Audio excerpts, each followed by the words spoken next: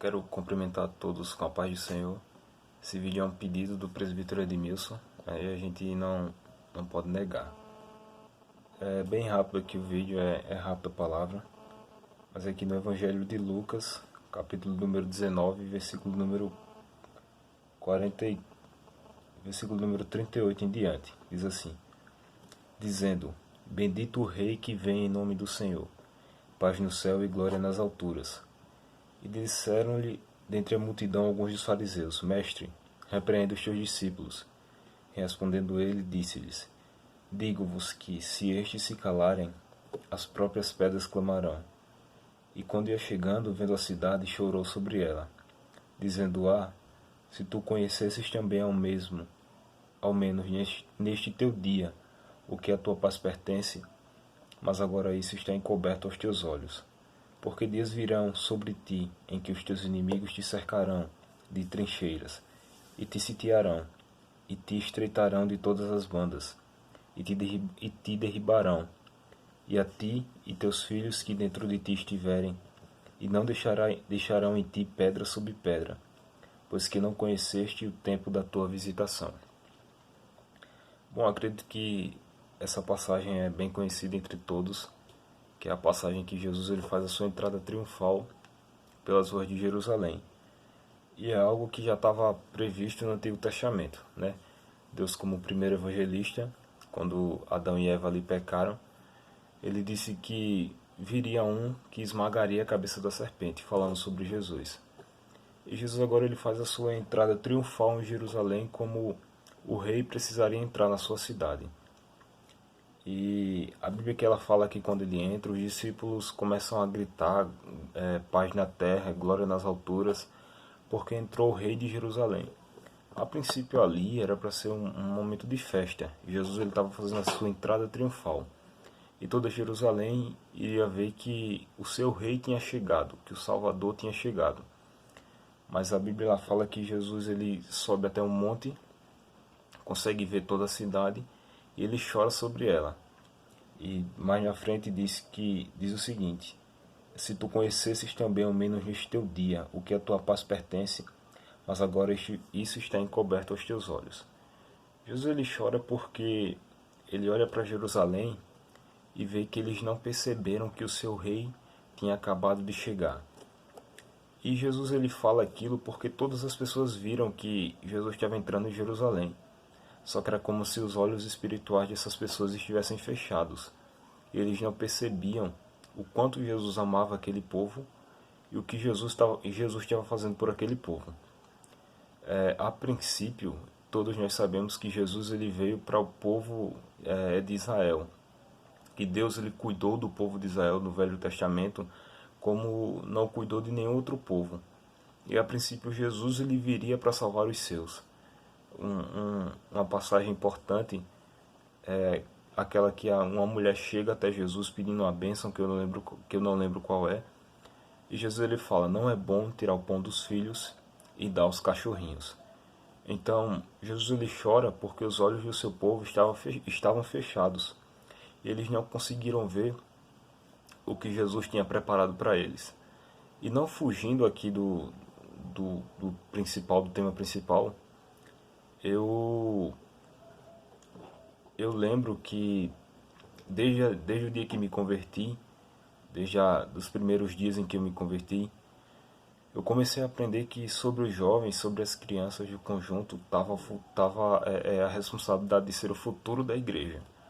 Eu lembro que eu via meus pais na fé, presbíteros, os meus dirigentes, dizerem que do conjunto dos jovens sairiam os pastores de uma nova geração, os presbíteros, diáconos, auxiliares de uma nova geração, sairiam esposas de pastores, dirigentes de ciclo de oração, dirigentes de manhã com Deus, que sobre os jovens estava essa responsabilidade de ser o futuro da igreja, de ver e presenciar tudo aquilo que o Senhor iria fazer no futuro. E eu nunca me esqueço de uma vez em uma reunião de obreiros, em que, se não me engano, o pastor Isaías ele olhou para aquele monte de obreiros, para o corpo de obreiros que estava lá, e disse o seguinte: no dia que você não valorizar a obra que Deus ele colocou sobre os seus ombros, Deus ele vai olhar lá para o carnaval, vai puxar um de lá, vai salvar, libertar, preparar, transformar e vai colocar no seu lugar, porque a obra do Senhor não para. E a gente lembra que uma vez Jesus ele disse que as portas do inferno elas não prevaleceriam contra a igreja do Senhor, não iriam conseguir prevalecer contra a igreja do Senhor. Então de uma coisa a gente sabe, que a igreja ela tem futuro. E como eu falei, que eu lembro que eu cresci aprendendo que sobre os jovens estava a responsabilidade de ser o futuro da igreja. Eu entendo que se eu não quiser ser o futuro da igreja, outra pessoa vai querer ser por mim. E Deus vai pegar essa pessoa e vai fazer com que ela seja o futuro da igreja. O pastor de uma nova geração, o presbítero de uma nova geração e assim vai. E quando a gente olha para tudo isso, a gente tenta olhar para os homens de fé que quiseram ser o futuro da igreja e que tiveram os olhos abertos, não fizeram como aquele povo, tiveram os olhos abertos para tudo aquilo que o Senhor queria mostrar para eles. A Bíblia fala de Paulo. Paulo ele próprio disse que viu coisas inefáveis de que a um homem nem é lícito falar. Estevão, um diácono abençoado, que morreu apedrejado, mas antes de morrer, viu os céus abertos e o Filho do Homem sentado à direita de Deus. A Bíblia fala de João, foi mandado para uma ilha nojenta, a ilha de Patmos, mas a Bíblia fala que ele teve a visão do Apocalipse. E tantos outros homens de fé na Bíblia Sagrada, Pedro, se não me engano, era o homem que, quando passava, as pessoas enfermas eram jogadas na sombra de Pedro, e a sombra dele trazia cura para as pessoas. E a Bíblia traz inúmeros exemplos de homens e mulheres que quiseram ser o futuro da igreja, que abriram os olhos para tudo aquilo que o Senhor Jesus ele quis mostrar e queria mostrar, e presenciaram coisas que nem eles conseguiriam descrever. E isso cabe a nós também, porque Jesus ele falou, Jesus ele chorou, porque aquele povo estava com os olhos fechados para tudo aquilo que o Senhor queria mostrar. Isso serve para nós, porque quantas vezes a gente não fechou os olhos para tudo aquilo que o Senhor quis nos mostrar, né? E isso me vem a entender que se eu abrir os olhos para tudo aquilo que o Senhor quer me mostrar, eu vou sentir, presenciar e fazer as coisas que esses mesmos apóstolos e discípulos fizeram. No dia que eu abrir os olhos para tudo aquilo que o Senhor quer me mostrar, eu vou presenciar coisas que eu nem sonhava que um dia presenciaria. Eu vou sentir uma presença do Senhor como eu nunca sonhava que um dia iria sentir.